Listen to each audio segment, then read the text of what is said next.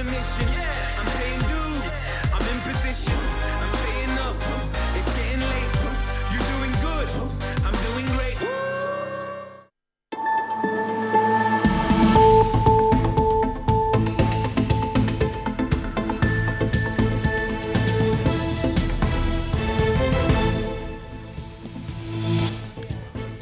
Nuestra primera imagen es una imagen de archivo, pero que nos sirve para ilustrar al protagonista del día, que no es otro que Juan Vicente Herrera. El expresidente de la Junta ha solicitado su incorporación al Consejo Consultivo.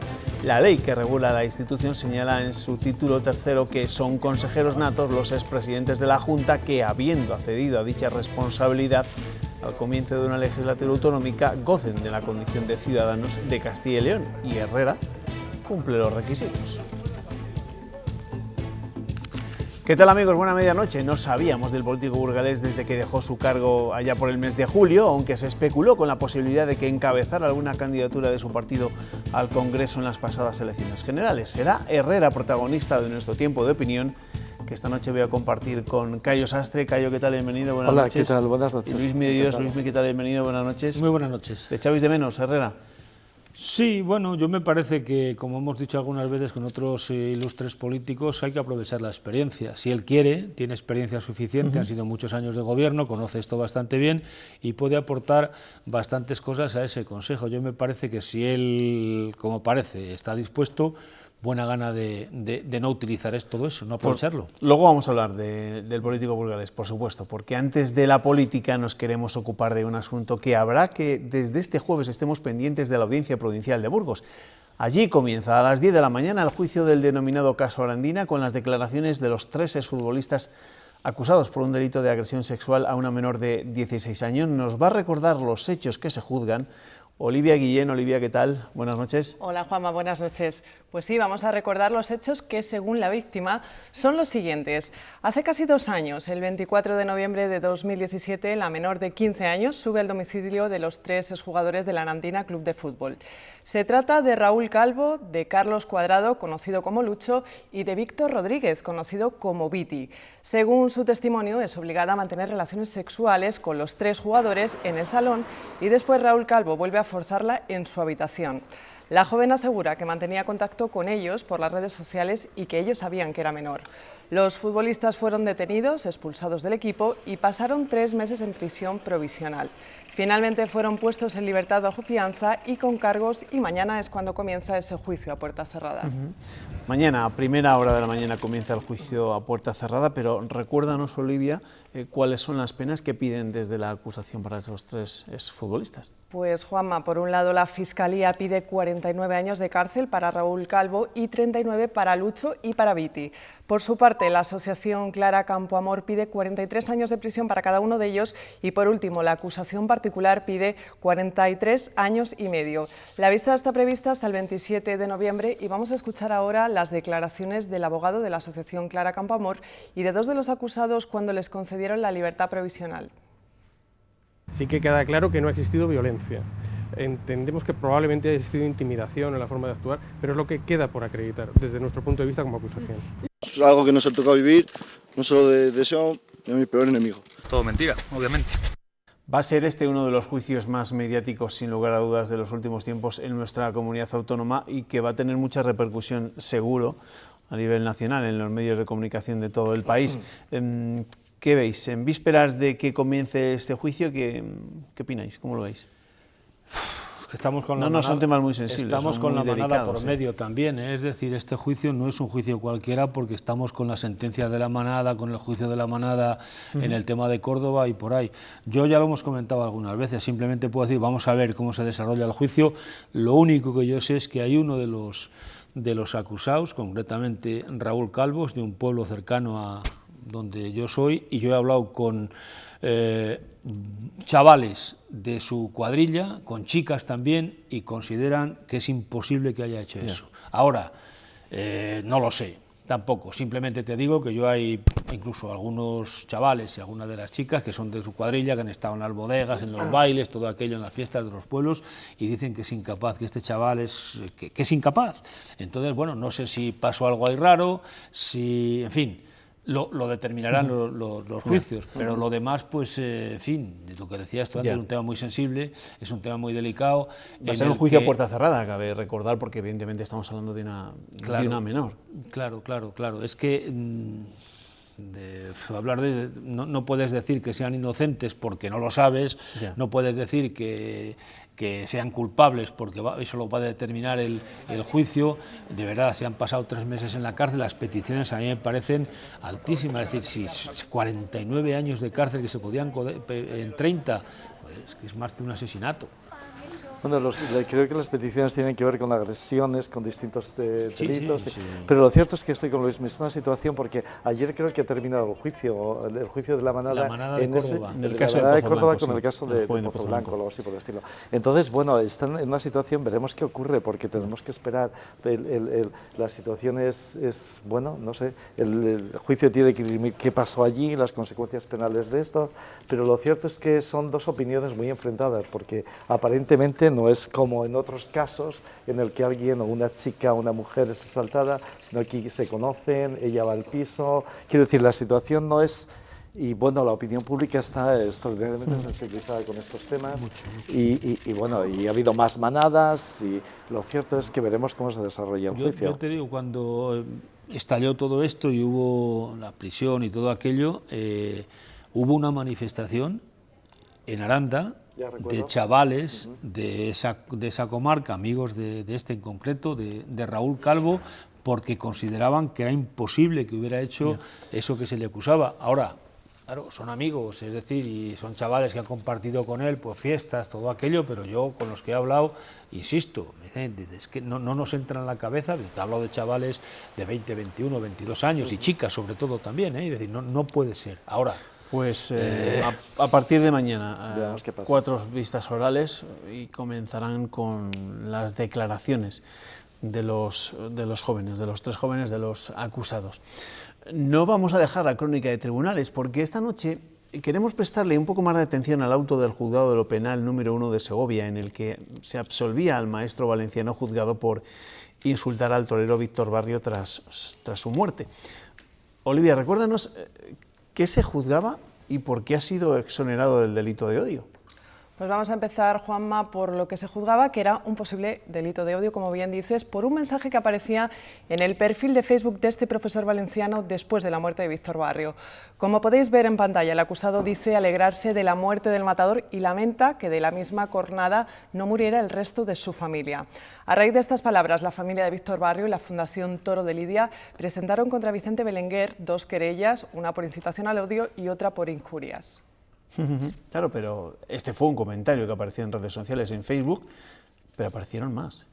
No fue el único. Vicente Belenguer no fue el único que escribió efectivamente mensajes denigrantes en las redes contra Víctor Barrio y sus familiares. Hubo muchos más y entre ellos el del polémico rapero Pablo Hasél, que mediante su perfil de Twitter se alegraba también de la muerte del torero y bromeaba con ella diciendo que si todas las corridas de toros acabaran así, más gente iría a verlas. Incluso una mujer argentina manifestaba por Twitter su alegría por la muerte del torero. En este caso lo hizo contestando al mensaje de agradecimiento que había dejado su viuda, Raquel Sanz, en la red social. Muchos más comentarios como estos estuvieron circulando por las redes, Juanma. Bueno, lo que demuestra que Twitter y las redes sociales a veces se convierten en un auténtico vertedero. Pero Olivia, acláranos exactamente qué decía la sentencia que conocíamos ayer. Pues la sentencia lo que decía respecto a este mensaje del profesor que conocíamos ayer es que finalmente ha sido absuelto por el Juzgado de lo Penal número 1 de Segovia. En la sentencia el juez considera que la viuda y los padres del matador han sido víctimas de un voraz episodio de odio, pero a pesar de ello absuelve al acusado porque el delito de odio, tal y como está recogido hoy en día en el Código Penal, solo protege a grupos vulnerables o de riesgo en los que no se incluye al mundo de la tauromaquia o de la lidia. Por otro lado, la resolución también dice que no ha quedado acreditado que el acusado fuera el autor de esos comentarios denigrantes. El profesor se declaró además inocente y dijo en varias ocasiones que le habían suplantado la identidad en su cuenta de Facebook. La compañía lo niega, pero lo cierto es que en la fase de instrucción, Juanma, no se practicaron diligencias para averiguarlo y ahora lo que pasa es que se ha quedado la puerta abierta a que la familia pueda reclamar por vía judicial. Claro, conociendo esta sentencia, habría que recordar entonces en qué casos sí que se contempla ese delito de odio. Exactamente, porque como veis, la tipificación del delito de odio en el Código Penal es la principal causa en este caso de que haya sido absuelto el profesor. Entonces vamos a ver qué es lo que dice exactamente la norma en su artículo 510. Según este, solo se protege a los colectivos de riesgo que puedan sufrir discriminación por motivos racistas, antisemitas, u otros referentes de ideología, religión o creencias. También por la situación familiar, la pertenencia de sus miembros a una etnia, raza o nación, su origen nacional, su sexo, orientación o identidad sexual y, por último, también por razones de género, enfermedad o discapacidad, pero en ningún caso considera el mundo de la tauromaquia y la lidia que se encuentren en estos grupos vulnerables. Juanma. Gracias, Olivia. Bueno, pues así está el caso. Ayer hablamos en el último momento de la tertulia, pero sí que me gustaría, ¿no?, que volviésemos a retomar este asunto, porque es verdad, ocurrió en el caso de Víctor Barrio, pero ha ocurrido en muchas otras ocasiones, ¿no?, cuando las redes sociales pues, se dedican a vilipendiar, insultar. Yo creo que a este había que haberlo condenado por gilipollas, hablando así de concreto. O sea, y es que no me entra en la cabeza que una persona regularmente formada pueda alegrarse de la muerte de alguien simplemente porque no te gusten los toros o porque no te guste la caza o porque no te guste el baloncesto y se mate un baloncestista al colgarse de una canasta y caer para atrás. Es que de verdad no me entra en la cabeza. Entonces había que condenarlo pues por eso, por imbécil. Así de fácil. Hay que tipificar ese delito que entonces... Hombre, es que, y además, ahí lo del juez pues me parece muy bien, atenerse al código estrictamente y tal, pero hombre, escógesela con papel de fumar. O sea, si a este señor le llaman contra LGTBI o contra homosexual, lo puedes condenar. Si es porque lo ha matado un toro, ya no lo puedes condenar. Hombre, es que eso a una persona, digamos, normal, de andar por casa, como puede ser, o de andar por la calle, como puedo ser yo, que no me entra en la cabeza esa discriminación. Ahora, sí, el papel, el artículo dice no sé cuánto, y lo que ha leído Olivia es a los no sé cuánto, a los sí, a los etos, el gitano, pero a antitaurinos no. Pues oiga, vamos...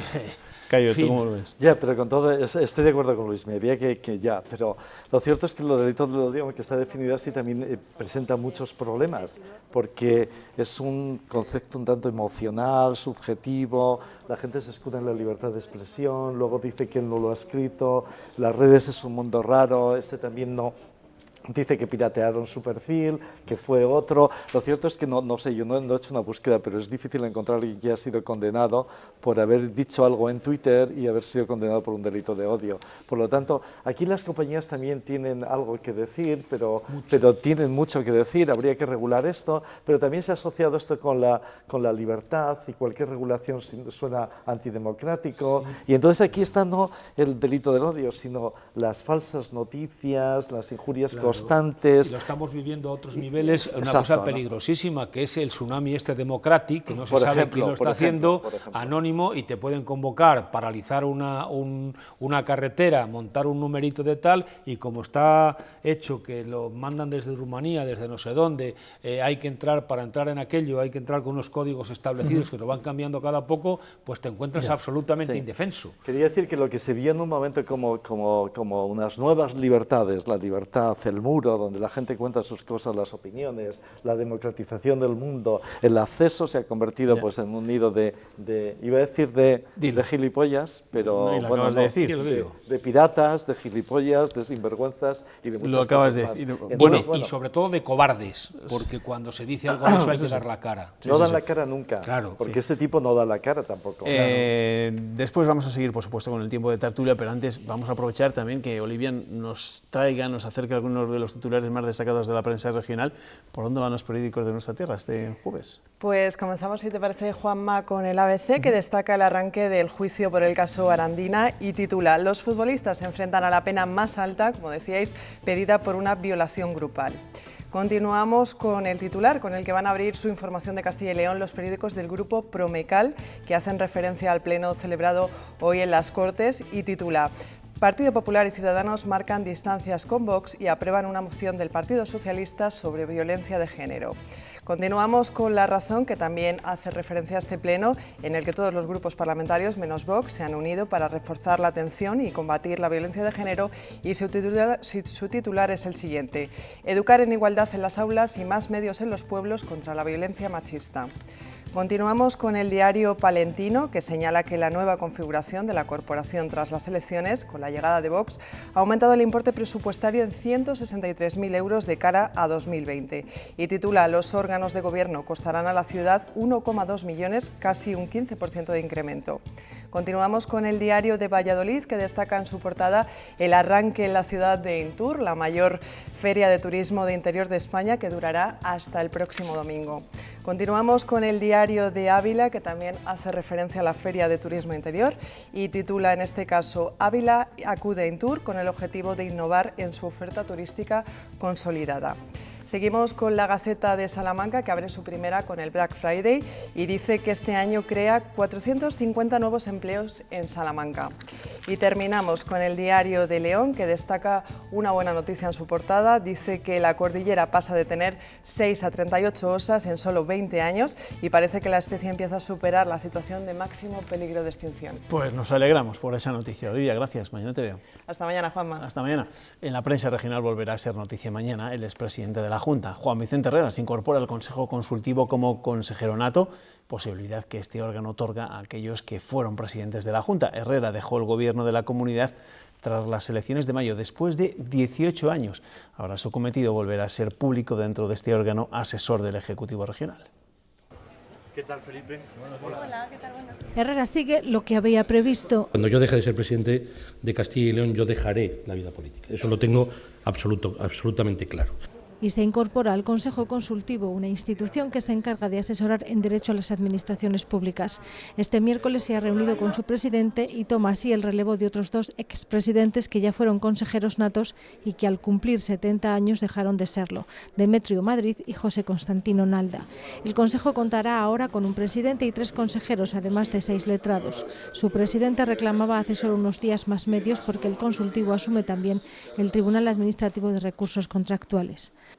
Asumimos la nueva carga de trabajo con 2 letrados menos y con un presupuesto un 30% inferior. Creo que la situación actual es difícilmente sostenible en el tiempo. A partir de ahora, Herrera, que se despedía así de las Cortes el pasado mes de marzo. Lo mejor de Castilla y León está por llegar. Espero una Castilla y León sin duda alguna mejor. Forma parte de una institución encargada de emitir dictámenes jurídicamente fundamentados sobre asuntos que le consulte el Gobierno, las Cortes, las universidades o el Pleno de las entidades locales. Bueno, pues esa es la noticia. Se incorpora Juan Vicente Herrera al Consejo Consultivo y antes ya nos ha dado su opinión Luismi de Dios. ¿A ti qué te parece, Cayo? Bueno, pues me parece bien y estoy casi de acuerdo con todo lo que ha dicho Luismi, porque quiero decir, en estos tiempos de polarización, en estos tiempos de Twitter, en estos tiempos de gente sin experiencia, en estos tiempos de, ¿cómo decirlo?, en los nuevos partidos políticos, ¿recuerdas todo esto, la gente nueva? Pues bueno, que aparezca gente con esta serenidad, con este conocimiento, con esta experiencia, pues la verdad que tranquiliza un poco, ¿no? En este sentido me parece positivo, no puedo decir otra cosa, pero creo que es así, no es, porque creo que si estamos hablando de lo que ocurría con Twitter, ocurre con los nuevos que llegan, todos son como ruido constante. Y bueno, no sé si este hombre tiene Twitter, ¿no? Nunca he sabido si... Juan Vicente Herrera. Nunca he buscado si él tiene Twitter. Es de agradecer... frivolidades en algunas ocasiones. Yo como no lo tengo, tampoco lo sé. Pero lo digo esto porque conectado con lo que ocurre en la política ahora mismo, entonces es de agradecer que no tenga Twitter. Iba a decir, pero no me da tiempo a averiguar si tenía Twitter o no.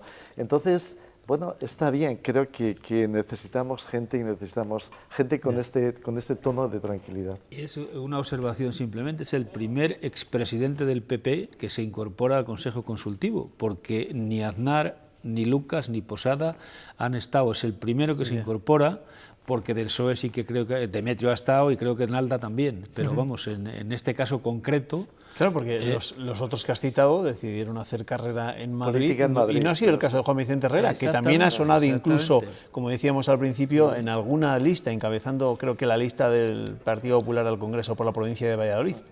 Al final lo rechazó. Pero Aznar, cuando dejó la política, pues demasiado tiene con sus negocios, pero luego Lucas ha estado en el Senado, Posada ha estado en el Congreso hasta estas últimas elecciones, o sea que es el primero que se incorpora. Sí, todos hicieron carrera política fuera de aquí de la comunidad autónoma. Pues nada, bienvenidos de nuevo Herrera a la, no voy a decir primera línea de la actualidad política en nuestra comunidad, pero evidentemente después de estos meses en los que no sabíamos demasiado de él, pues vamos a tener noticias a partir de ahora, una vez que se incorpore el Consejo Consultivo.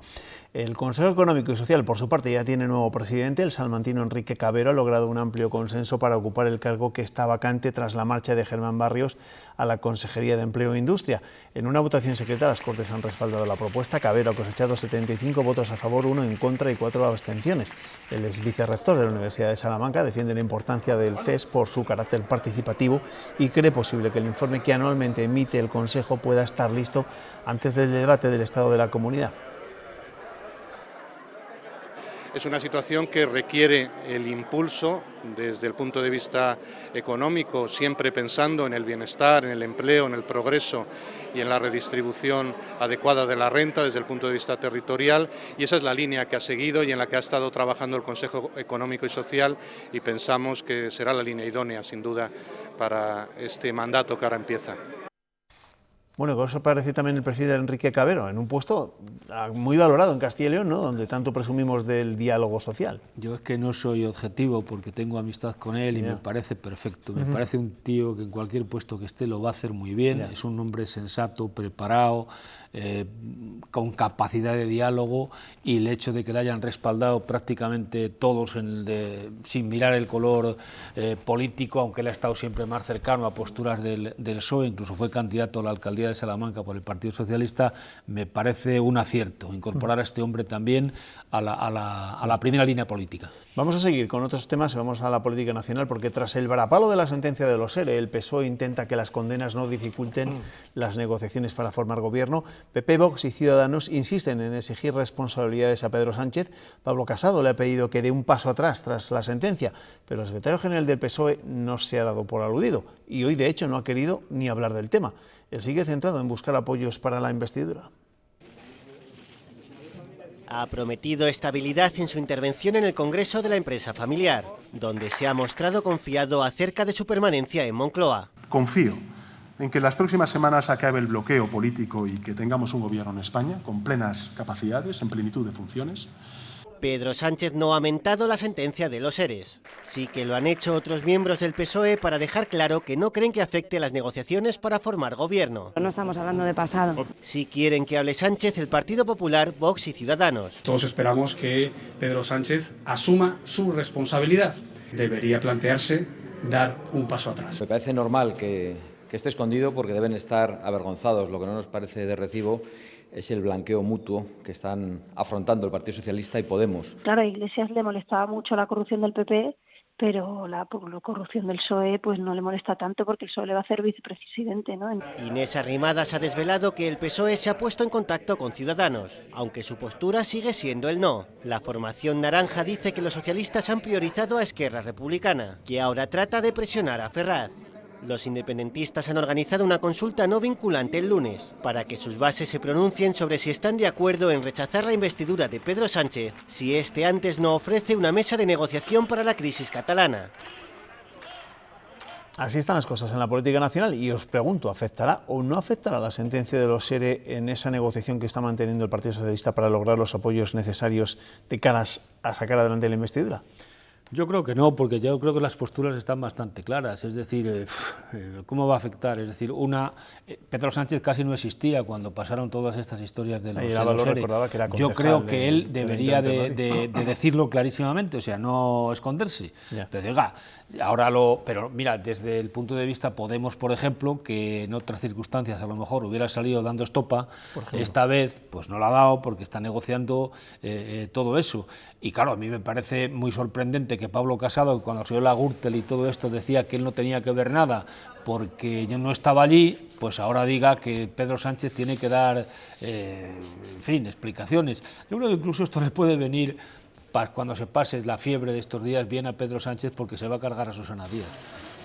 Sí, puede ser una de las víctimas, porque Susana Díaz es hija política de José Antonio Griñán, uno de los que peor parados ha salido de esa condena. Y le apoyaron a ella contra Pedro Sánchez.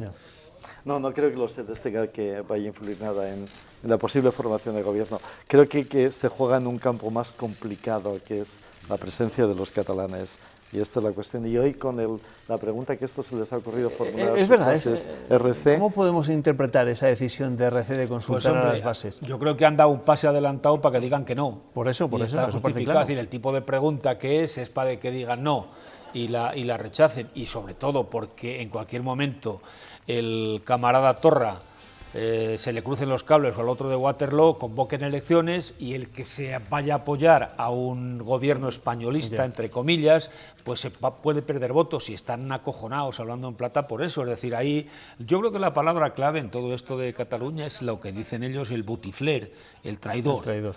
Entonces, en cuanto te carguen el San Benito de traidor, tengas miedo a votos, a pactar y todo aquello. Y antes lo comentabas fuera de micrófono, es decir, la historia te demuestra que la Esquerra Republicana de Cataluña, la RC de la Segunda República para acá, incluso antes, ha sido muy desleal. Muy desleal. Y ojo, que eso no se olvida tan fácilmente. Eso va en el ADN. Eso va en la forma de ser. Yo pensé en un principio que iba a ser un poquito más fácil. Pero creo que su juego es imparable, su juego es de deslealtad total. Y la pregunta te lo dice, y además ellos la han planteado ahí y la resuelven el lunes. Sí. Quiero decir que no tienes tiempo durante una semana para ir preparando algo, sino una respuesta, influir en alguna dirección, sino todo está cerrado. No. El lunes tenemos la respuesta. Yo creo que tienen claro lo que quieren que salga. Y sí, ya está. Que es no. Bueno, pues eso, veremos. Esperaremos acontecimientos. La última palabra de esta tertulia la tiene esta noche José María Nieto y sus desvelos. El de hoy, ¿a qué es debido, Chema?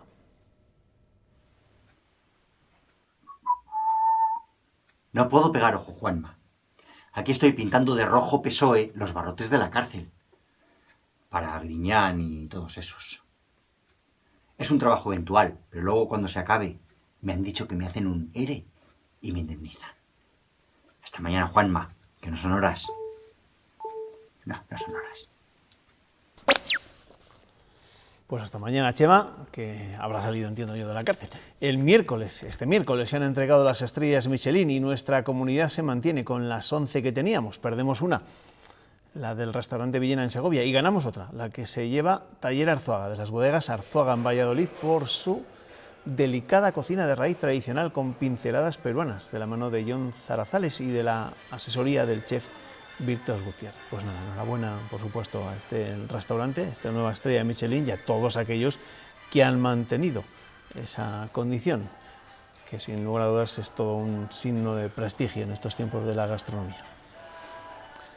La justicia necesita medios materiales y personales. Es la reclamación que hace el presidente del Tribunal Superior de Justicia en el 30 aniversario de la institución. En una entrevista concedida a esta casa, José Luis Concepción no elude tampoco asuntos de plena actualidad.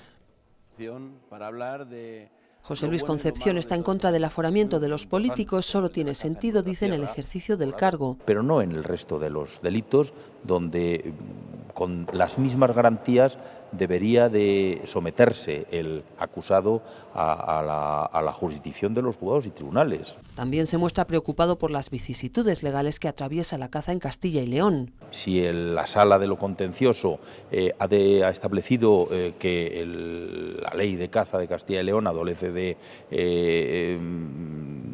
alguna irregularidad, pues que se corrija por quien corresponda. Defiende que la justicia necesita más medios y más infraestructuras, como la Ciudad de la Justicia de Valladolid, que no es una realidad, dice, por culpa del empeño del alcalde por situarla en el centro de la ciudad. Alcanzó un acuerdo, desde luego, cuanto menos incomprensible, porque la Ciudad de la Justicia de Valladolid se había proyectado, se había adjudicado y se iba a principiar a ejecutar. Parte una lanza por la independencia de la justicia y pone como ejemplo la sentencia del procés. Se ha dado un ejemplo de transparencia y se ha dado un ejemplo de rigor.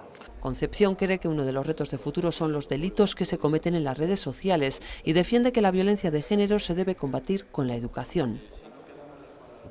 Bueno, pues después de este resumen de lo que ha sido la entrevista que le han realizado Eduardo Gordaliza a José Luis Concepción, llega el momento de despedir a los tertulianos. Cayo, gracias. Gracias a ti. Luismi, que te vaya bien. Nos Muchas vemos. Gracias. Venga, y a noches. ustedes no les despido, les digo hasta un momento. Vamos a hablar de Intur con el consejero de Cultura y Turismo. Será la vuelta de la publicidad. No se vayan.